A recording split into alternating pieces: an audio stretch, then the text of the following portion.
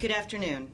Today we are announcing federal charges against two men, Antonio Bonner and Saul Elisme, for large-scale SNAP benefit trafficking, a scheme that turned a program designed to feed families into a multi-million-dollar criminal enterprise. SNAP benefits are also known as food stamps. The defendants are charged with one count of food stamp fraud. As alleged in the charging documents, these men abused one of the government's most critical safety net programs for their own financial gain. This is taxpayer money meant to keep people from going hungry. These defendants decided to take it for themselves. These defendants exchanged SNAP benefits for cash, which they pocketed. Bonner, a naturalized U.S. citizen from Haiti, owned the Jesuela Variety Store. Elisme, a lawful permanent resident also from Haiti, owned the Saul Mache Mixe store. These two businesses were co-located within a single storefront in Boston.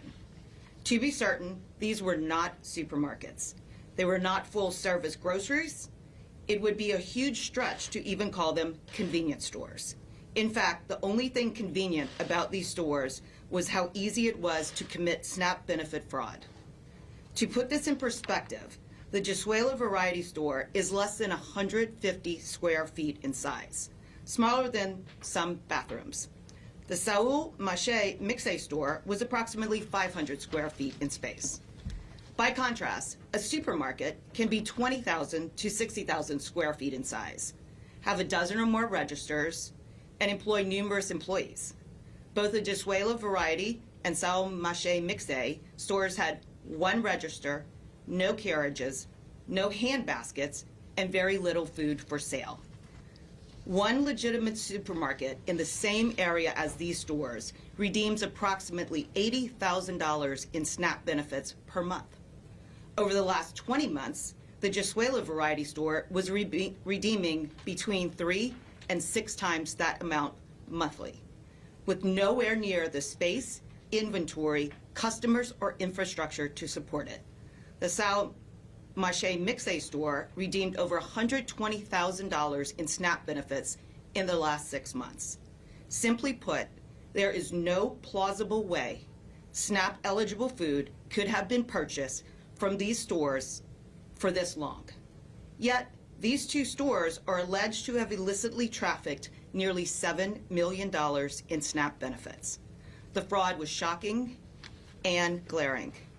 Investigators found that both stores had exceptionally large and highly anomalous SNAP redemption volumes, far beyond what is remotely possible for businesses of their size, type, and location. Since March of 2024, the Jesuela Variety Store had monthly SNAP redemptions that consistently exceeded $100,000. In the previous 20 months, the monthly SNAP redemptions were between $200,000 and $300,000 a month. In one of those months, the redemptions exceeded $500,000. Investigators' suspicions of fraudulent activity were confirmed on the ground. During the course of this investigation, undercover officers used EBT cards to traffic SNAP benefits for cash at both the Jesuela Variety Store and the Saul Mache Mixe store. The defendants themselves were working the cash registers, and both exchanged SNAP benefits for cash with the undercover officers. Observations made by the undercovers showed that it was just as easy for anyone with an EBT card to walk into either store and convert hundreds of dollars in SNAP benefits into cash, all tax-free. The defendants even sold liquor in exchange for SNAP benefits, an outright violation of federal law. And perhaps most disturbing, both stores sold donated food products known as Manipacks. These are meals manufactured by the nonprofit Feed My Starving Children, which are paid for entirely by charitable donations and are intended to be shipped directly to food-insecure children overseas, including children in Haiti. These products are not for sale anywhere. Yet Bonner and Elisme were selling them in their stores for nearly $10 a pack, profiting from food literally intended for starving children in disaster zones. The investigation also uncovered extensive financial manipulations. Because the stores had little legitimate inventory and almost no lawful income, the defendants relied almost entirely on USDA-funded SNAP redemptions. To conceal their fraud, they used numerous bank accounts to transfer the SNAP benefits around between the accounts they controlled to create the illusion of a legitimate business activity. They also funded certificates of deposits and hundreds of thousands of dollars in cash withdrawals to keep enough cash on hand to pay out their customers. What were missing from the financial records were the things you would expect in any real grocery store, such as charges for wholesale invoices or large purchases for food inventory. Instead, the accounts reflected round-trip transactions, cash movements, and internal transfers to launder the SNAP proceeds. This case exposes a serious breakdown in oversight. Bonner's greed and fraud had no limits. Despite redeeming millions in SNAP benefits through his store, Bonner fraudulently obtained his own EBT card. The court documents indicate that between 2022 and the present, he cashed himself out for over $10,000 in SNAP benefits. In 2025, all of those redemptions were through the Josuela Variety Store. It appears that the Massachusetts Department of Transitional Assistance conducted virtually no diligence when reviewing his application.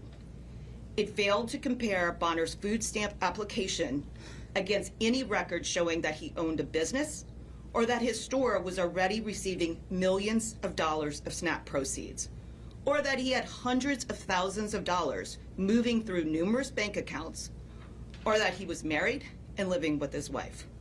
Failures such as these allowed fraud and illegal conduct to grow unchecked for year on end. The court documents showed that thousands of transactions have been taking place for years in large dollar amounts at stores that were not even large enough to store a fraction of the food necessary to justify these dollar amounts. And the numbers speak for themselves. $50,000 a month of fraud rapidly turned into $100,000 a month, then $200,000 a month, and at one point reached $500,000 of fraud in 1 month.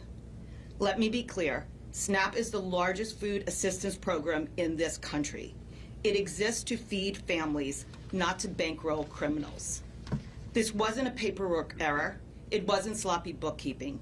It was a deliberate scheme to sustain.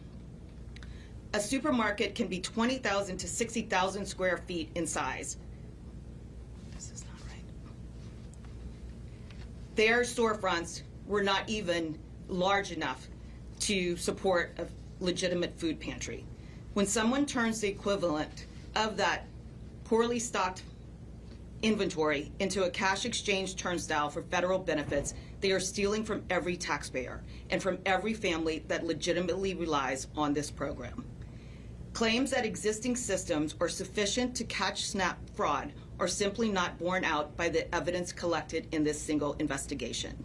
On December 15th, the AP ran a story titled, "Trump Administration Focuses on SNAP Fraud," and detailing that the administration is claiming that the government's biggest food aid program is riddled with fraud.